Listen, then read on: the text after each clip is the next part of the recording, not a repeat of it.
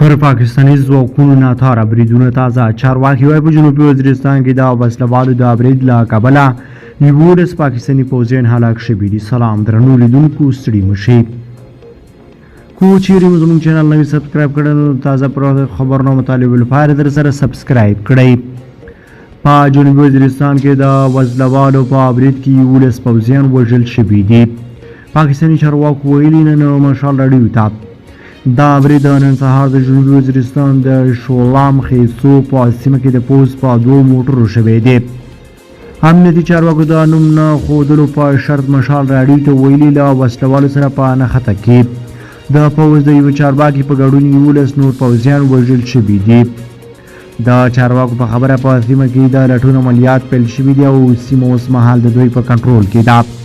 تحریک طالبان پاکستان یا TTP د برید مسؤلیت منلی دی. ویلي دي چې د شولام خیسو په برید کې 13 پوځیانو ته مرجوب لړولې ده. په دا وروستیو کې په شمالي او جنوبي وزیرستان کې د وسله والو بریدونه زیات شوي دي چې د ډیرو ورته بریدونو مسؤلیت تحریک طالبان پاکستان مني.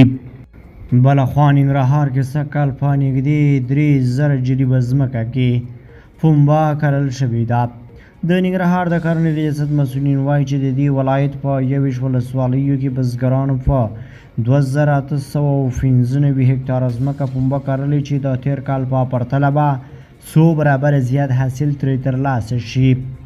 د کرنې رئیس عبدالستار محمد وایي چې تیر کال د 11 ولسوالیو په 1043 جریبه ځمکه پنبه کرل شوې وه چې 1102 میټریک ټنه حاصل ترې ترلاسه شوی و.